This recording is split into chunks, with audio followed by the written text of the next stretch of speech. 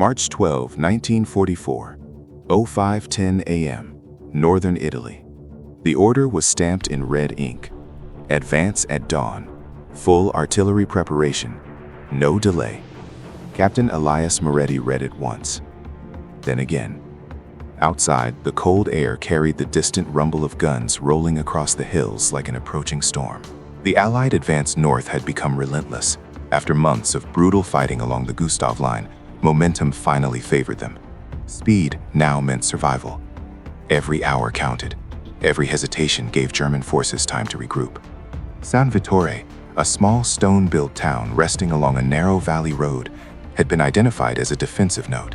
Intelligence claimed German infantry units were dug in around the church square and rail station. The plan was simple. Flatten resistance with artillery, then move infantry through the ruins. It was efficient. It was brutal. It was standard.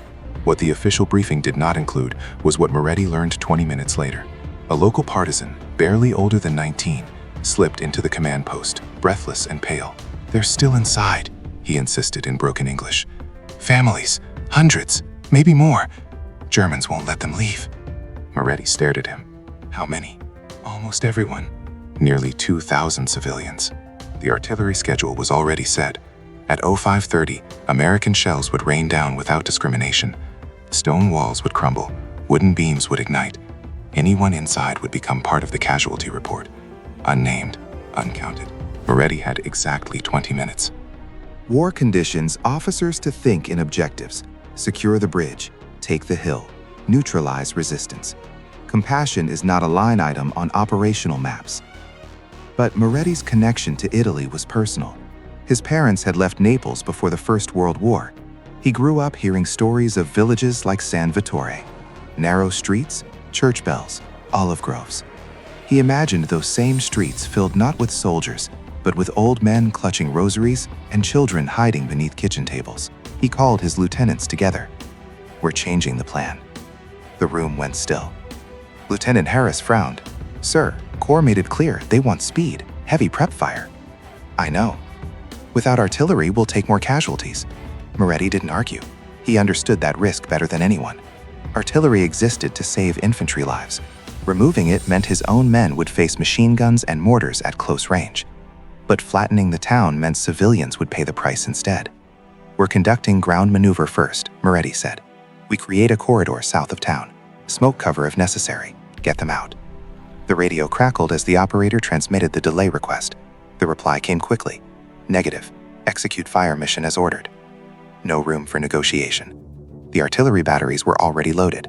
Timers were set. Moretti felt the weight of the moment settle in his chest.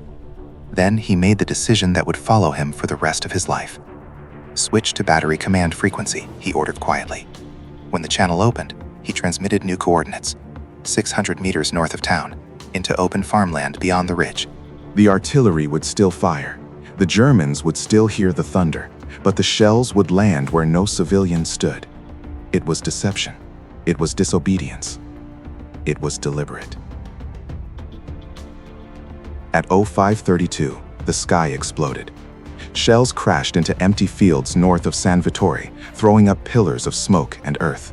From a distance, it looked like the town was being pulverized as planned. Under that cover, Moretti's men moved. They advanced along irrigation ditches and low stone walls, rifles ready. The early morning fog mixed with artillery smoke, blurring visibility. The first German machine gun erupted from the church bell tower. Bullets cracked over their heads. A private screamed as he fell, blood soaking into the dirt near a vineyard fence. Medics crawled through mud to reach him. Without the shock of artillery directly hitting defensive positions, German forces were alert and ready. Resistance was immediate, sharp, dangerous. Moretti felt the gamble unfolding in real time. He had traded bombardment safety for close quarters chaos. Then something unexpected happened. A church door burst open. An elderly woman ran into the street waving a white sheet above her head. Behind her came more, dozens, then hundreds. Word spread quickly. The town was not being shelled. The Germans' threats of annihilation had been a bluff meant to keep civilians inside as human shields. Now panic worked in reverse. Families flooded the alleys. Moretti shouted in Italian, voice cutting through gunfire. "South Road, go, run!" His men formed a living barrier between fleeing civilians and German positions. Smoke grenades hissed, creating temporary cover. Children clung to mothers. An old man carried a bird cage, refusing to leave it behind. A boy no older than 10 pushed a cart stacked with blankets and bread. The evacuation became a moving wall of humanity. German troops attempted to regain control. A Panzerfaust rocket streaked across the street, slamming into a building corner and showering rubble over civilians. One woman fell. 2 soldiers dragged her to safety.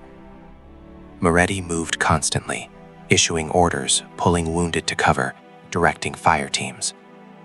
By 07:45, most civilians had cleared the southern edge of town. But the fighting intensified. Without artillery crippling enemy positions, American infantry had to clear buildings one by one. Grenades thundered in stairwells, rifle shots echoed in narrow corridors. Casualties mounted. 7 wounded, 2 dead.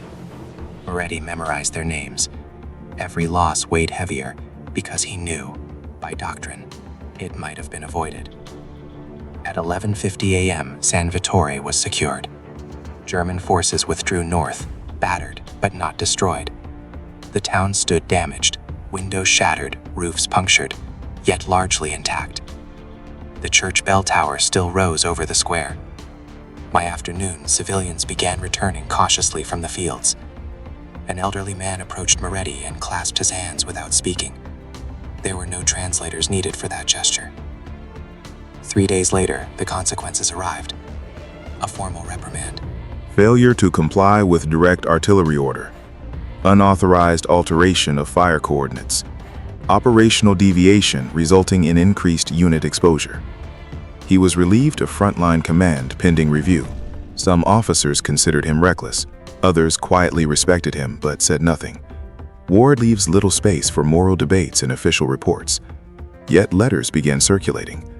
The division chaplain submitted testimony about civilian lives saved. Local battalion officials confirmed over 1,800 non-combatants had evacuated safely before major engagement. Even soldiers under his command wrote statements. "He didn't choose civilians over us," one corporal noted. "He chose both, and we followed him anyway." The review board ultimately stopped short of court-martial. The reprimand remained on record, but manpower shortages soon returned Moretti to combat command 2 months later. The war rolled on. San Vittore became another name in a long list of captured towns. But for those who lived there, March 12th did not become a date of ruin. It became a date of survival. History often remembers the battles that destroyed cities. It rarely pauses for the battles that didn't. Artillery coordinates are numbers on paper. Maps show grids, not faces. Orders prioritize momentum, not mercy. Yet sometimes one decision, a shift of 600 meters, redraws the line between tragedy and endurance. Years later, when asked why he risked career and reputation, Moretti answered simply, "Because artillery can't tell who's hiding in a cellar. I could." On that cold morning in 1944, amid the thunder of guns and the pressure of command, one officer chose to see people instead of positions. The war would end 14 months later. San Vittore would still be standing, and nearly 2,000 civilians would live to hear the church bells ring again.